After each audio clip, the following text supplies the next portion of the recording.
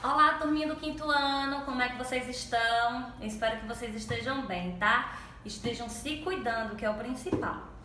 Eu vim aqui hoje, através desse vídeo, trazer um conteúdo pra vocês, que ele não é lá essas coisas todas de nova não, tá? É um conteúdo que a gente já estudou, mas vale muito a pena relembrar.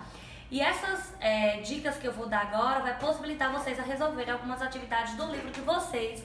E aí a gente vai dando continuidade, não ficando tão atrasados nos conteúdos, tá? Gente, uma coisa importante antes de eu começar.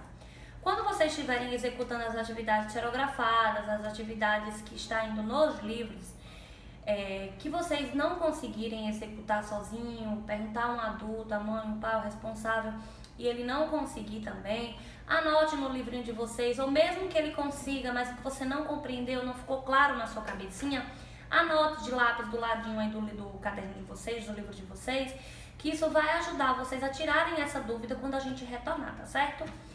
O assunto de hoje é medida de tempo e medida de comprimento. Vamos lá. Instrumentos para medir o tempo. Gente, falar de tempo é algo tão fácil, né? Mas ao mesmo tempo um pouquinho complicado. Nós temos alguns instrumentos que a gente utiliza para medir o tempo. Nós temos relógio, cronômetro, calendário. Isso mesmo, o calendário ele serve para medir o tempo em dias, em meses, em ano. Temos a ampulheta também.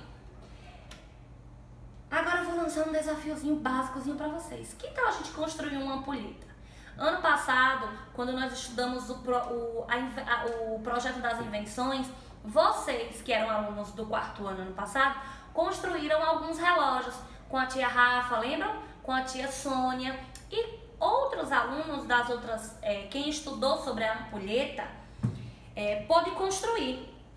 Essa aqui eu construí aqui em casa, utilizando, então, 2 garrafas PETs, tá certo? Areia. Essa areia aqui, gente, só uma dica, eu peneirei ela para ela ficar fininha, com a peneira velha que eu tinha ali em casa, porque evita ficar pedra, essas coisas, e não passar pelos buraquinhos que eu fiz aqui. Então, em casa, se vocês puderem fazer, é muito interessante, tá certo? Preste atenção como é que faz. Vocês vão precisar de 2 garrafas PETs. Aqui estão as tampinhas que eu furei, tá certo? Eu fiz uns furinhos razoáveis com nelas, utilizando uma chave de fenda e o forro. Então, se vocês forem fazer, que eu espero que todo mundo faça, tá certo? Peça a ajuda de um adulto para fazer o furinho nas garrafas. E uni as duas e isolei aqui, uni as duas, fechando aqui. Isso preto aqui é fita isolante, mas vocês podem usar fita adesiva, tá certo? E é só isso. Juntei as minhas 2 garrafas, fiz o furinho, botei areia até a metade. Peço que vocês não encham muito uma garrafa, tá certo? Porque senão não tem como você saber quanto tempo demora para toda essa areia vá para esse outro lado da ampulheta. Então, olhem só como é que acontece. Vocês viram e cronometra. Olha no seu relógio quantos segundos, minutos ou horas, dependendo de como você faça a ampulheta, vai demorar para que toda essa terra que esteja aqui passe para o lado de cá. Eu vou continuar a minha aula. Será que quando eu terminar a minha aula, essa areia todinha já foi para cá? Ou eu vou precisar virar a ampulheta? Vamos lá. Medidas de comprimento. Trouxe aqui alguns instrumentos que são utilizados para medir comprimento. Aqui nós temos uma fita métrica. Uma fita métrica aqui, uma trena, régua, mas é só isso, professora? Não, existem outras medidas de comprimento, como por exemplo, o palmo. Muitas pessoas costumam medir as coisas pelo palmo da mão.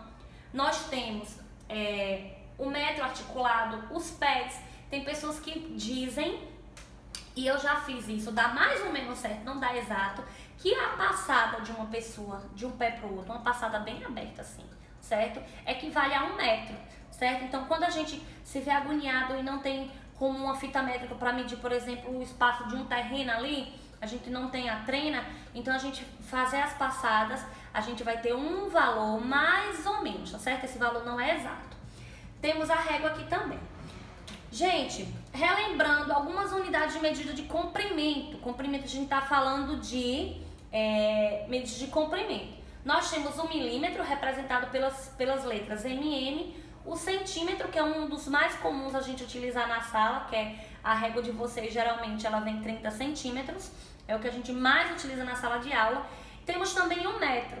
Outro que aparece bastante nos nossos problemas de matemática é o quilômetro, que é a distância, que geralmente a gente fala, quando a gente fala em quilômetros, a gente fala de uma distância bem longa, geralmente é a distância em quilômetro de uma cidade para outra.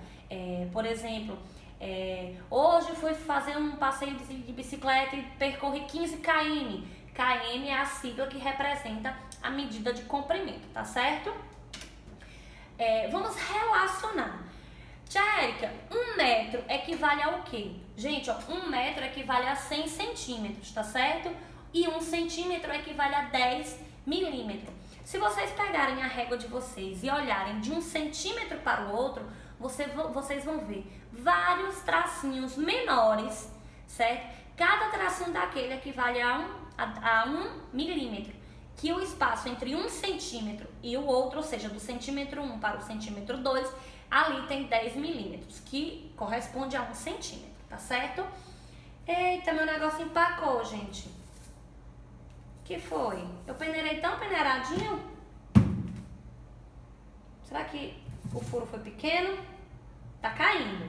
Devagar, mas tá caindo, viu, gente? Eu acho que eu vou terminar aqui essa areinha ainda que não caiu aqui toda.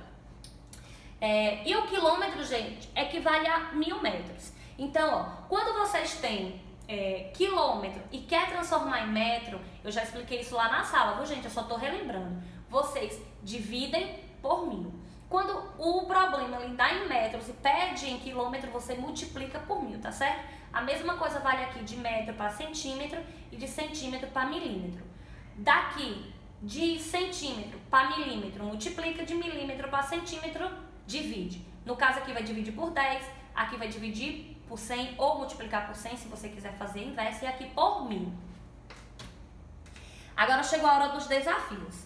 Antes de eu falar desses desafios, uma coisa bem importante falar na medida de tempo é sobre os 366 dias desse ano. Esse ano nós estamos vivenciando um ano chamado de ano bissexto. Por que ano bissexto, tia Érica? Porque ele tem 365 dias, ou seja, um dia a mais do que os outros anos que a gente costuma ter 365. Então, quando vocês estiverem fazendo a atividade do livro, que eu vou passar aqui, e ele pedir para você a quantidade de dias de um ano, você sempre, gente, tanto no livro quanto em outras atividades, você vai ter como base 365. 366 dias acontece a cada 4 anos. Por que isso acontece, professora? Isso acontece porque o movimento de translação, que é o movimento de translação da Terra, que o planeta demora para dar em torno do Sol, ele demora 365 dias, 5 horas, alguns minutos e alguns segundos, quase 6 horas. Então, em um ano é 365 dias, mais 6 horas.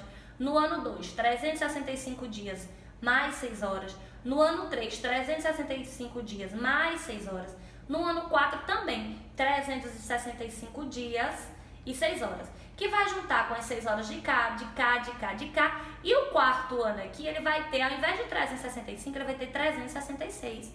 E esse dia a mais, ele é acrescentado no dia 29 de fevereiro. Esse ano, vale lembrar, a gente tá vivendo um ano bissexto, tá certo, gente? E é importante.